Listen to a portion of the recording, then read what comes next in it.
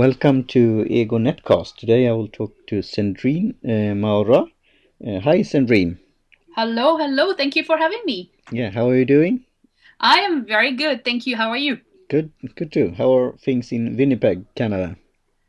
They're cold. Yeah, Very cold. yeah. Yeah, it's Do January and February usually are the coldest months of the year. I can't remember how cold it was yesterday, but with the wind, I'm pretty sure around minus 30 or minus 35, I think it and was when you last. and when So, you say 35, then it's Fahrenheit, right? Or oh is no, it? it's Celsius. It's Celsius. Celsius minus 35. Oh yeah. Oof. Yes, it's cold. We can get as low as minus 50 with the wind, so it can be very very cold. Wow. Yes. When you have to drink lots of hot tea and have warm clothes. Yeah, but you live in Sweden, so Yes. it's really cold over there too. Yeah, it is sometimes. And not so cold right now today, but we have minus before, but not 35 degrees when it's very cold. So I will start out, Sandrine, reading from your bio on Twitter. Yeah. Social media coach slash blogger slash curator and slash author, founder of Social Media Slant or SOME Media Slant on Twitter, Hmm. and you have a Twitter chat there called hashtag SM slant chat, Yes. and also you have a Twitter profile on SM slant chat. Yes. And you are writing for Paper.li, that's this service that you could maybe talk a bit about as a start out, and also for Business to Business News Network columnist. Yes.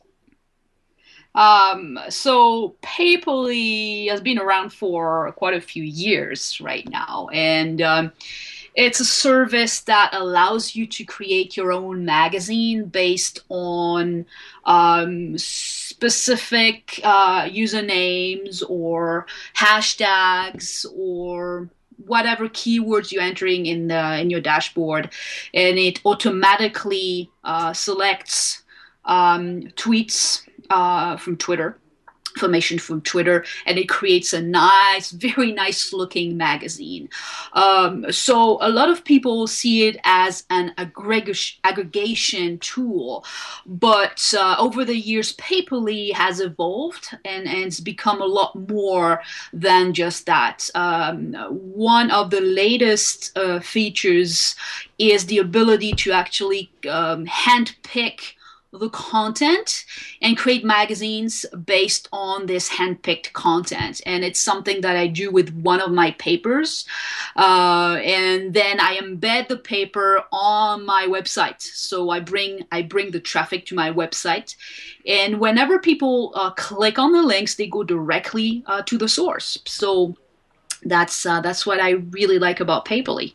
That's a nice, that's a very nice service. Yeah, great. That's good. And then we could talk about what you have been up to right now. You did a post for Paperly on trends for Yes. social media and other things for this new year.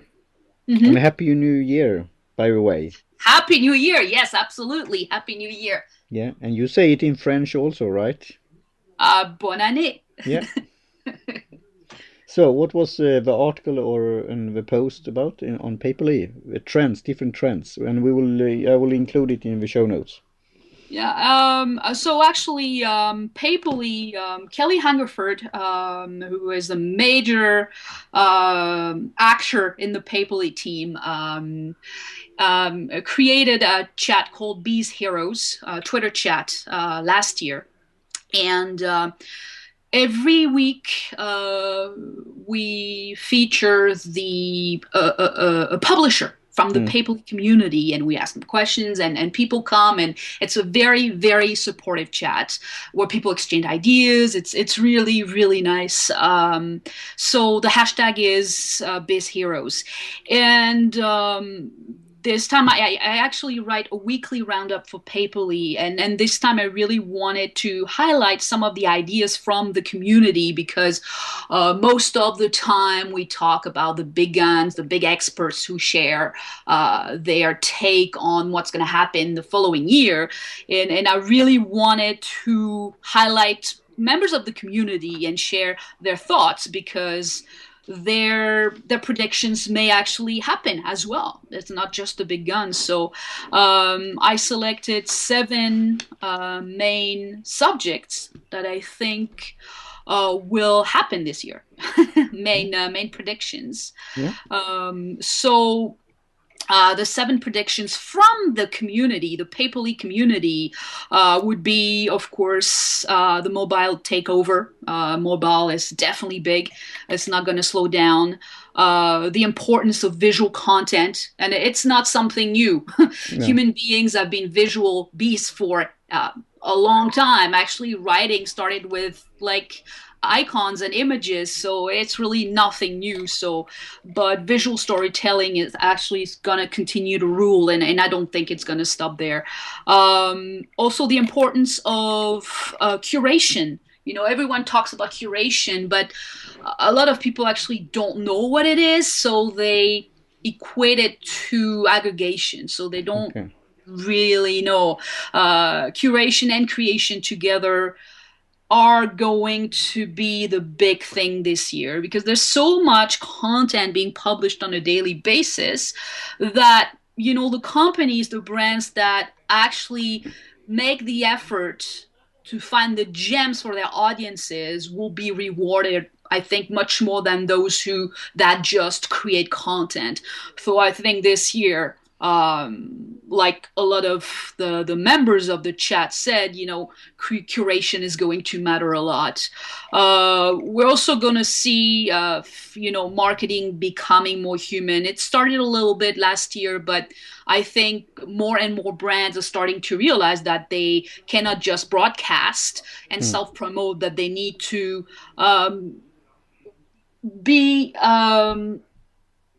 be more human. They need to serve their audience in a way that is not one-sided anymore. It needs to be a win-win for everyone. It needs to be a conversation. It's very, very important.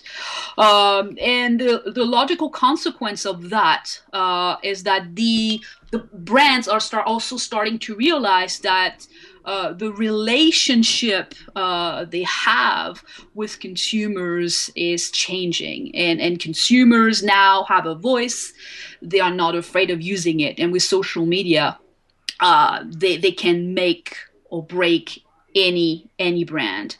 And there will also be, I think, the importance of analysis of data a lot more. A lot of brands, jump on the social media bandwagon, and without having any goals, they don't know the metrics they're going to measure, and most of the time they're focused on likes, and shares, but they don't really look at anything beyond that. And we know, because of some studies that were published last year, that the people who are vocal on social media are actually a minority. So you don't really have access to your entire audience if you don't really use the real metrics. And finally, a logical consequence of all that is that less is more, which means that basically audiences will run away from the noise and engage with content and campaigns that are, I would say, quality-centric and really offer a customized experience. People want personalized experiences. So that's what I think is going to happen, and that's members of the Biz Heroes community chat highlighted last time. Yeah, great. That's very interesting. So we'll include that in the show notes, and we could talk a bit more about, you said, how to have a conversation as we are having now. Traditional marketing and PR and advertising and so on have often been with the company or the brand who has the biggest megaphone or loudspeaker will hear and reach out. And you picked that up in a recent post about two mistakes there by one organization, PETA, and a politician in Alaska. Could you tell the listeners a little bit about that, and then I will include that also in the show notes so they could get the whole scoop. Sure. This is actually one of the messiest brawl I've ever seen online. And I've seen quite a few. Sarah Palin, everyone knows her, so I'm not going to talk about her, but she is the ex-Alaska governor. And she went to post on a Facebook page something about, how in 2015 she hopes that every stumbling block will turn into a stepping stone on the path forward. And she talked about how her kid taught her a lesson about that. You can turn every roadblock into a stepping stone. But she published pictures that showed her kid, he is almost 7 years old, stepping on their dog to reach the sink. And a lot of people praised her for the picture and the message. The message was nice, absolutely nice, but the pictures were disturbing because, to me, they show a potentially dangerous situation, both for the kid and both for the dog. So the kid could have fallen and hurt himself. And I think, as well behaved as a dog may be, if it's hurting or if it's scared or feels threatened, it will bite. So in any case, it could have been dangerous. Nothing happened, of course, but it could have. So a lot of people went insane over the post and accused Palin of animal abuse. So the whole event could have died down quietly had PETA not intervened. PETA jumped on the bandwagon and basically published a very scathing response, accusing Palin of being hard-hearted, oblivious, callous, and said something like she had been filmed with while turkeys were being slaughtered right behind her, yes, in full view of the camera. So, they pushed the envelope. PETA is famous for that. They're notorious for pushing the envelope. So, but Palin counterattacked with a very long rant where she involved Ellen DeGeneres because apparently a while back PETA had elected her as Woman of the Year, apparently, and she had posted a picture on her own page about a kid, I think she was 3 or 4 years old, stepping on another dog. And, she involved Barack Obama in the whole thing. And she was very, very insulting and very, I would say, it was uncomfortable to see the whole thing, how they both attacked each other, thinking no one else was watching. And the whole thing continued. PETA responded. Sarah Palin went to NBC News to expand on her post, and so on and so forth. So it was very, very messy. And the problem with the situation is not that they were right or wrong, is that they behaved as though there were no one else. They took a conversation that should have been private into the public arena, which was really bad. They involved third parties to get more attention. They would not back down. And they totally forgot that their audiences were watching and actually leaving comments. And they didn't respond to anyone.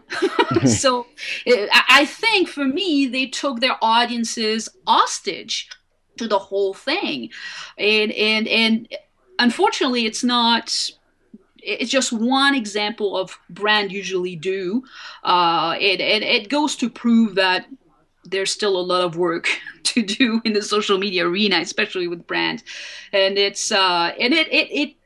can create a very negative storm in a short amount of time. And for individual brands and especially small businesses, you do not want to be remembered for the wrong reasons. People like Mrs. Palin, it's a way of being, it's a personality. She's that way. So you get what you expect. Yep. But for a small business, it's hard because it's a competitive world out there.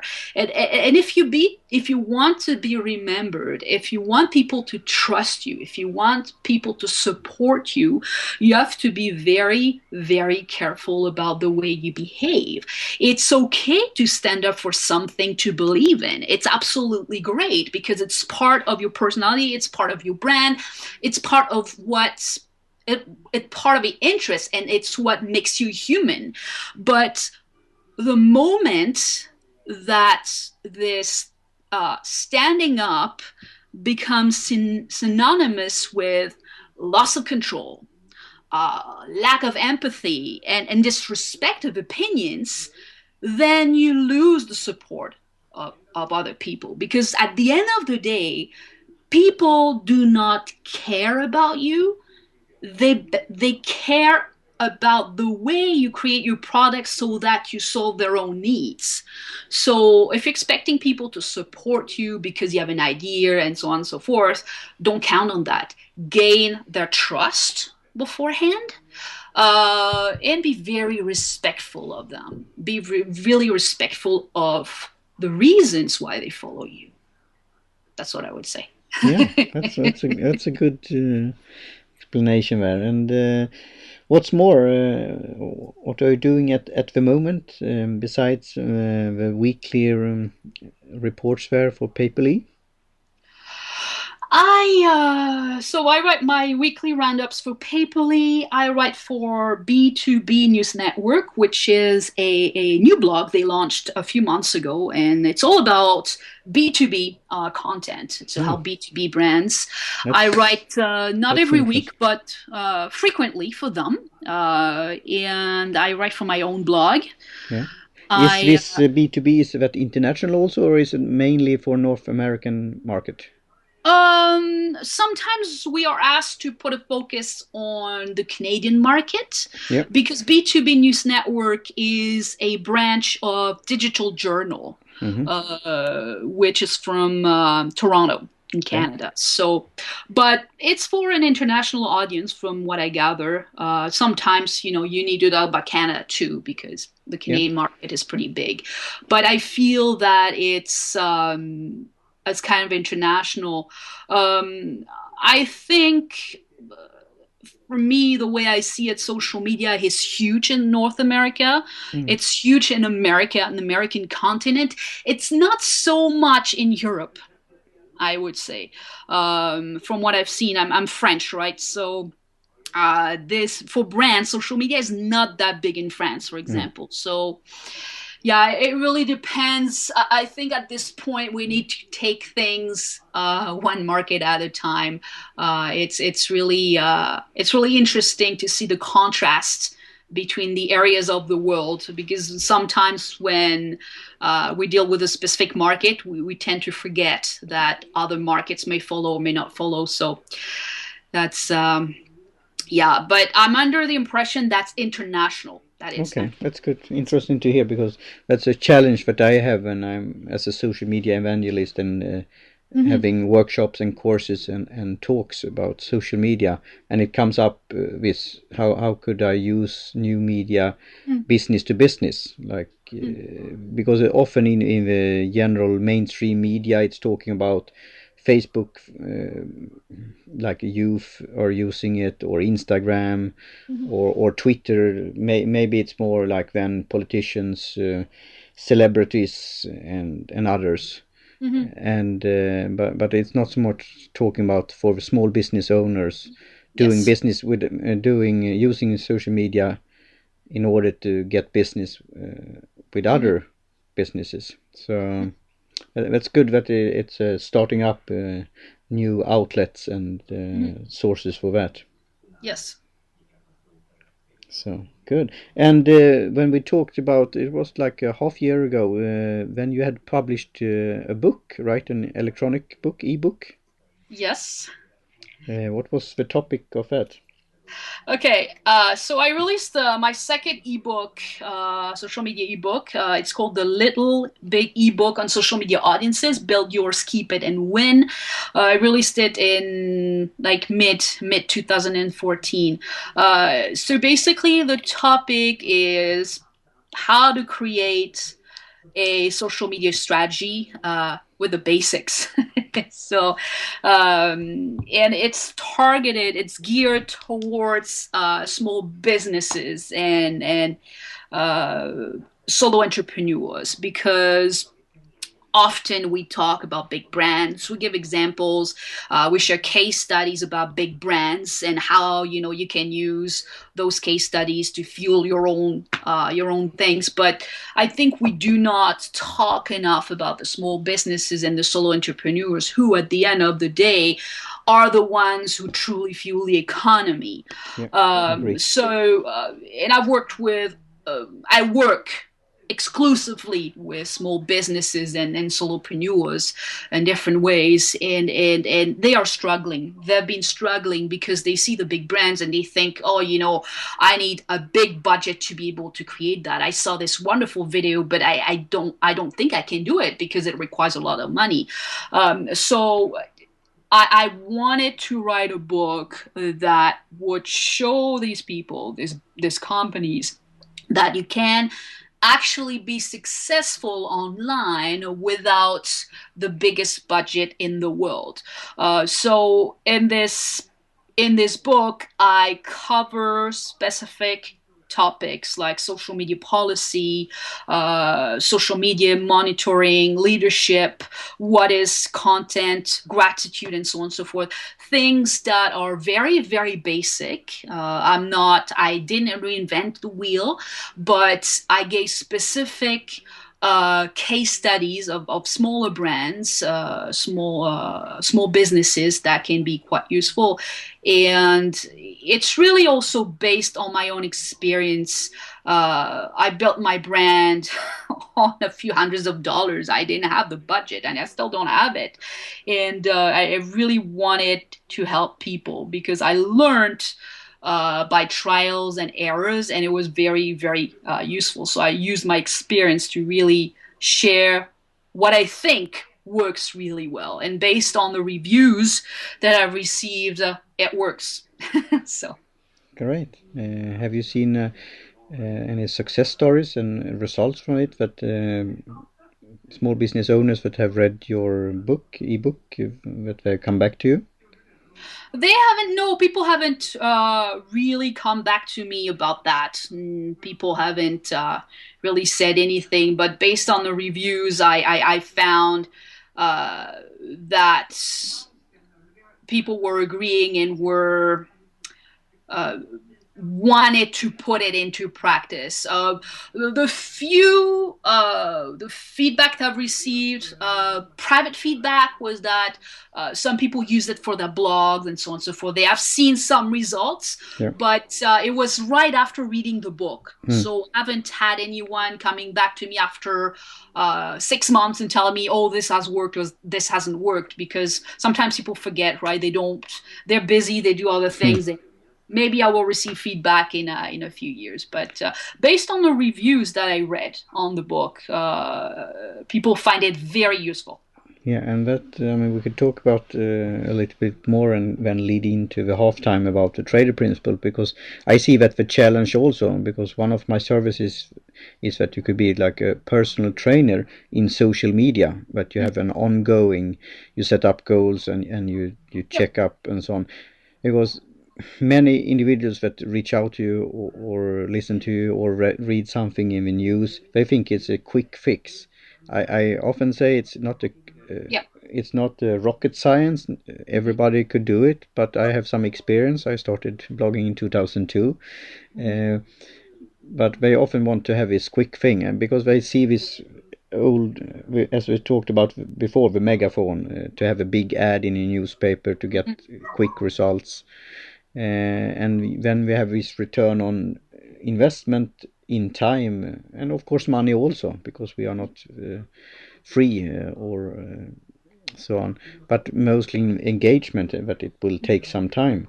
And you have this other challenge also, that you have with the curator to explain that to layman, that you don't have to create your own content all the time. You could do a creation of somebody else that have written something good, or a podcast, or taking a nice picture, and then do, of course, giving credits where credit is due, as journalists are doing, if they are a good journalist, to refer to the source and where they have got it from.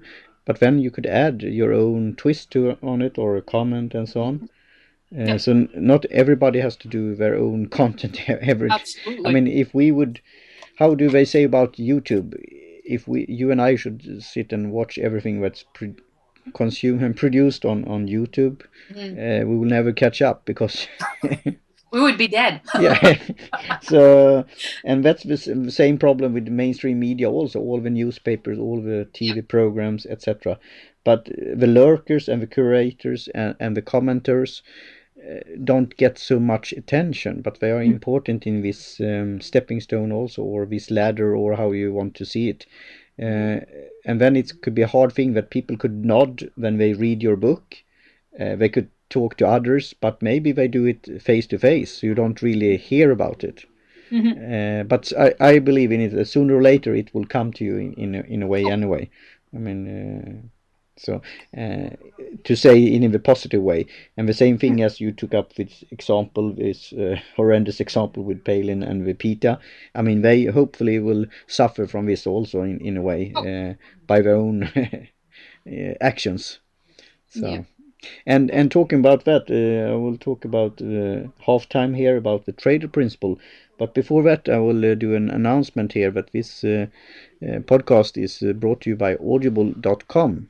So you could get a free audiobook download and a 30-day free trial at www.audibletrial.com/ego-netcast. That's my URL.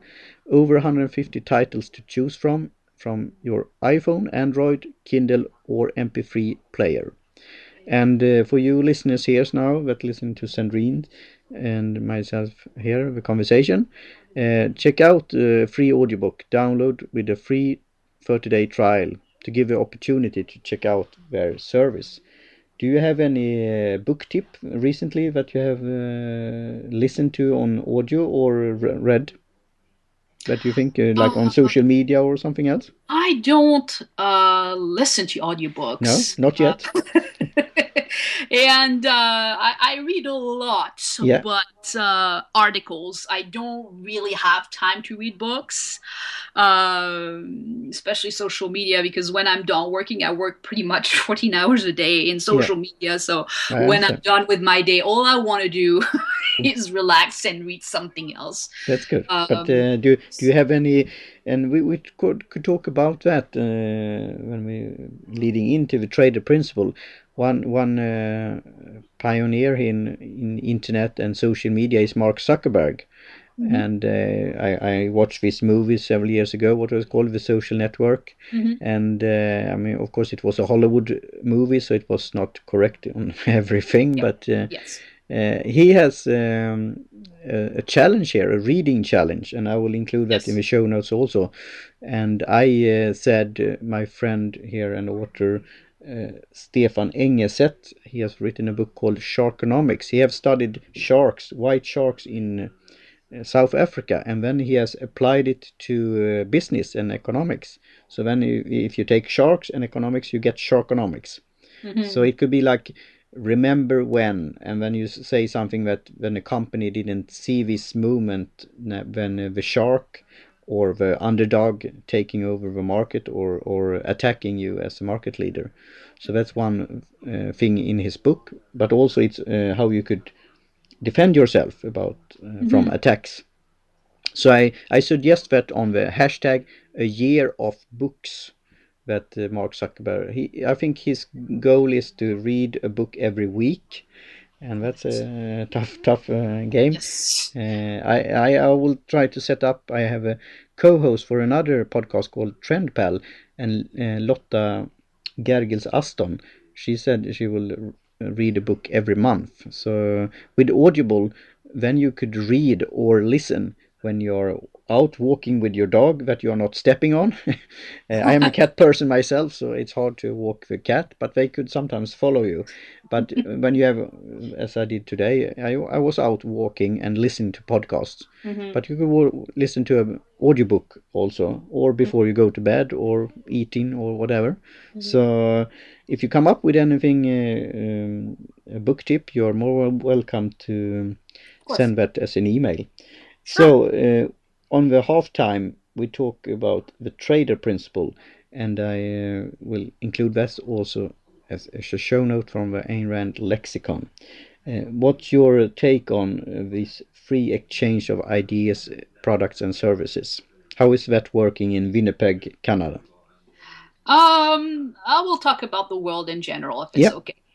Of course. I, as a curator, I've often been asked, why would you curate content and redirect the traffic to other people's articles or videos or infographics? And I always answer, because my goal is to help my audience. I'm not here selfishly to just make money. I'm here to make my audience happy and to make people happy.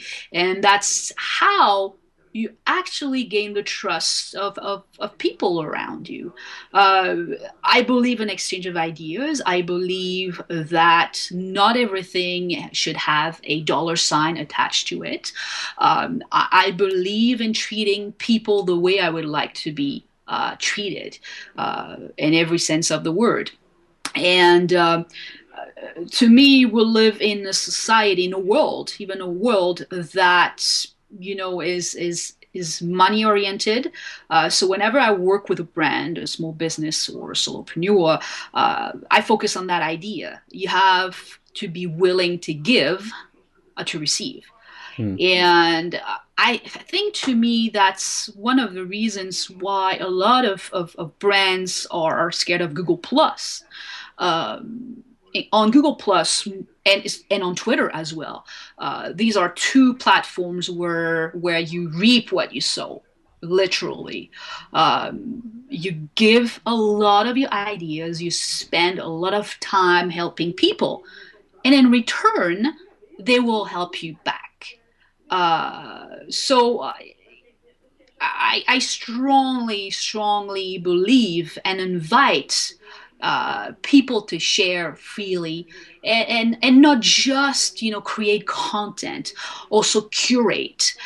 Tell people, you know what, I'm not able to help you by creating something, but here is someone who has done something great, and I advise you to check them out. I recommend them to you, and tell them I am sending you to them.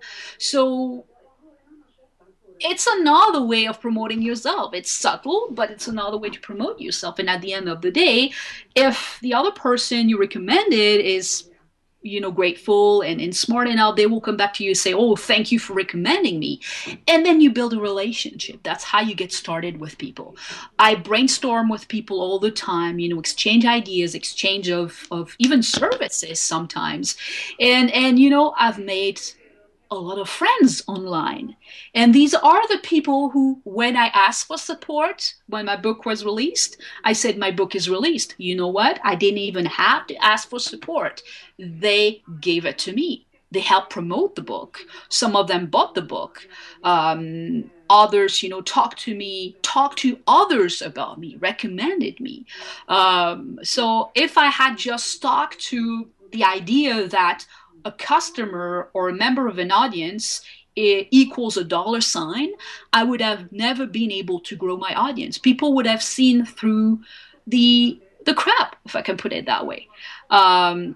So I think it's important as a person, not just as a brand, to treat people the way you would like to be treated. That's you reap what you sow, basically.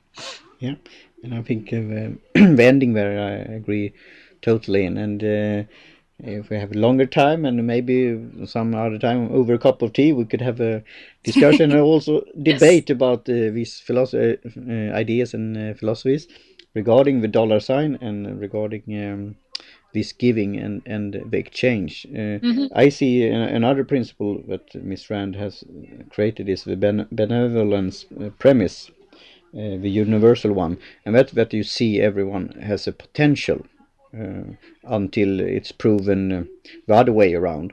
And as you Hmm. say, it's you know somebody about, we have reached out to each other on the internet, Hmm. when you hopefully like them and when you trust them and when you do business with them. And that's this giver's game that Dr. Ivan Meister is talking about, the founder of BNI, Business Network International, and also others like John Jansch has talked about this in his book, The Referral Engine.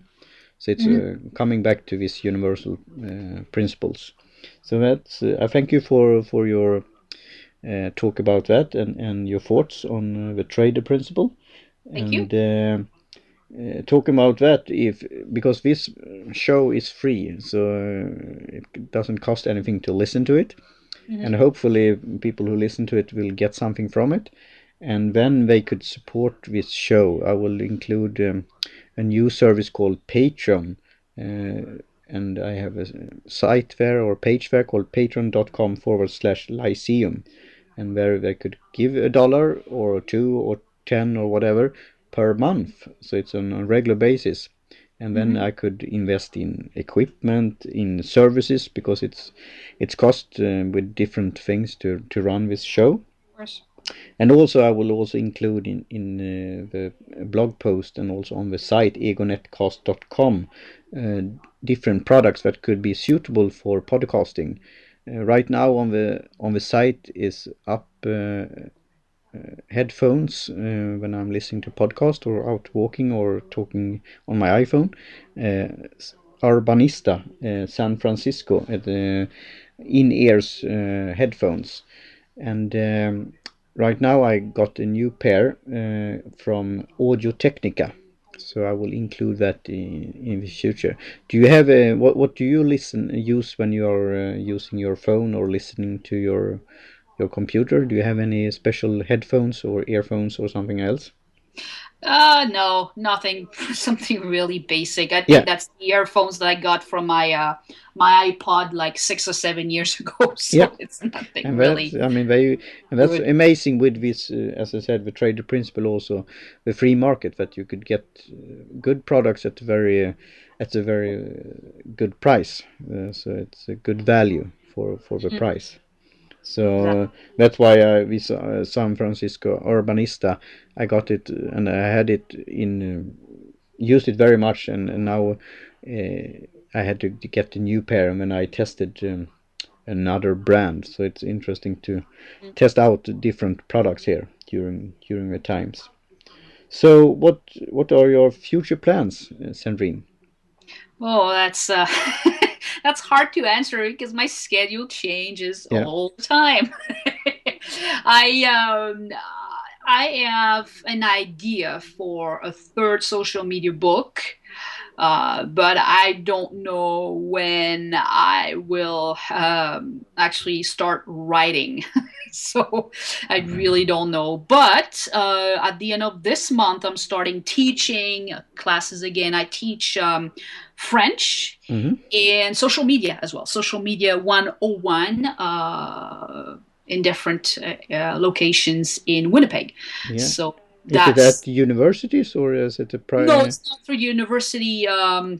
It's I started with the local bookstore. Ah, They okay. have a specific program because they are in an independent bookstore. Mm. So they actually had to find a way to keep making money because people don't buy books as much as they used to. No.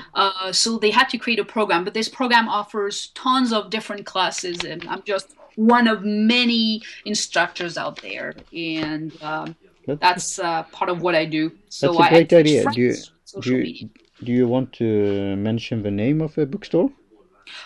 It's called McNally Robinson Booksellers. McNally McNally Robinson Booksellers. Great. Yeah. Are they all around Canada, or is it in Winnipeg? I think they have another location, but they're mostly in Winnipeg. They have another location. I can't remember where right now, but 2 locations, that's it, I think, in Canada. I think it's a great idea. I mean, I am a big fan of Amazon. Right now, I mean, Bezos is, I think, struggling, maybe too hard word, but I mean, he's thinking of what to do with his next thing that he's coming up with. I mean, this phone that he Fire, or what it's called, hasn't turned out so well, I think. But I mean, he has done things before that have been turned around. But he started with books, and now he sell everything under the sun.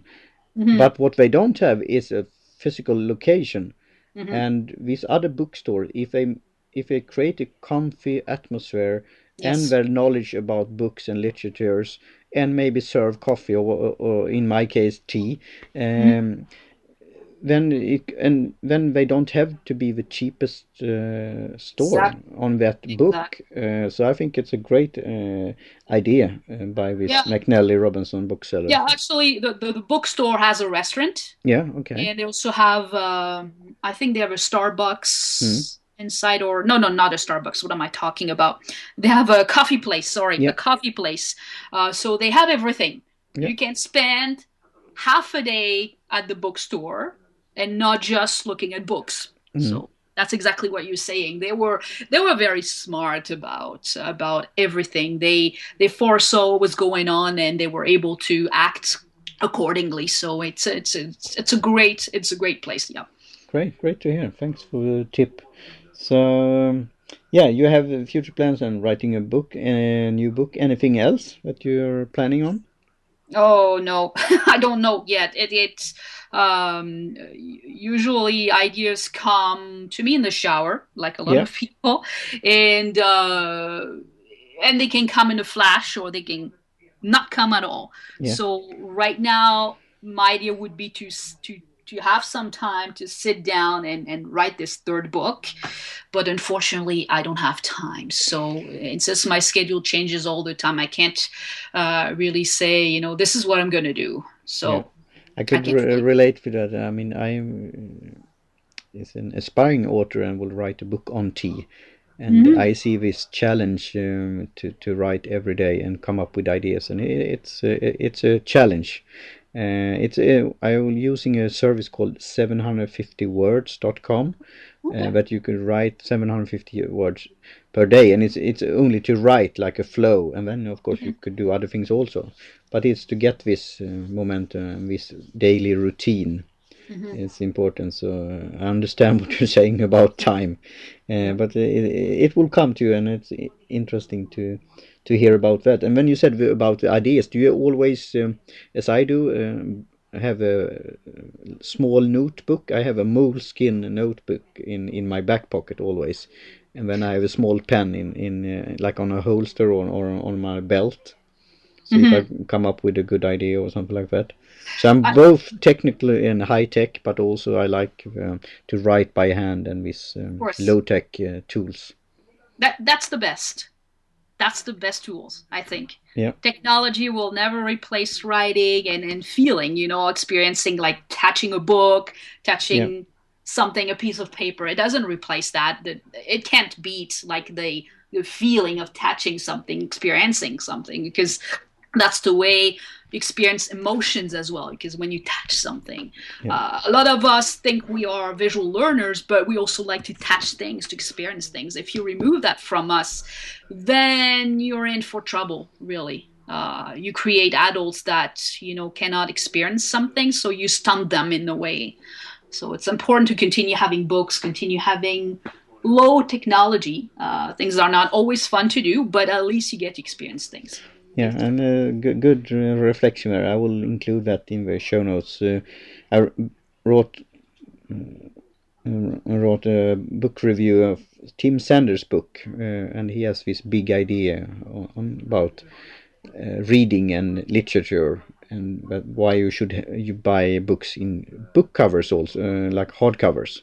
So I like both that, to write notes and to flip through it and smell it and have it, but also like Audible to be time efficient, to listen when you can't hold any book or whatever, and still get this intellectual fuel. So I think it's good to have a combination of both traditional books and more how to say, modern ways of consuming literature. So that's great to hear. Please where could the listeners find you, Cendrine? Oh, I stalk the internet, so Yeah. So if I do they and can. then could you spell your surname, your last name? My last name, yes. My last name is Marrouat, as in Tom. Yeah.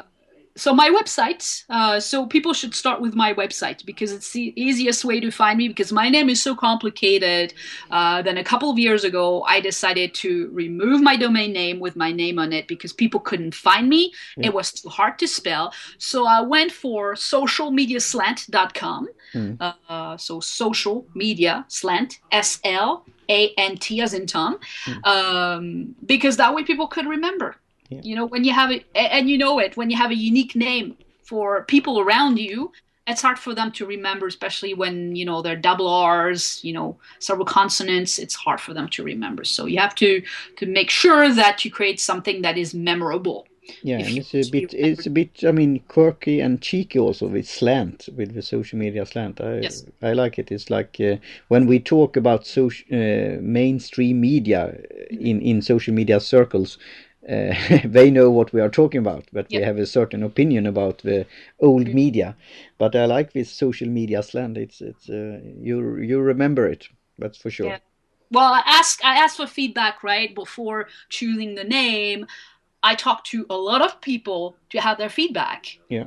And that's how I chose this name, because of the feedback, because I knew people would remember. And I asked different kinds of people, members of my audience, and I asked for like the specific feedback, not just yes, it's great, no, it sucks, and so on and so forth. I wanted really constructive so that I could use that.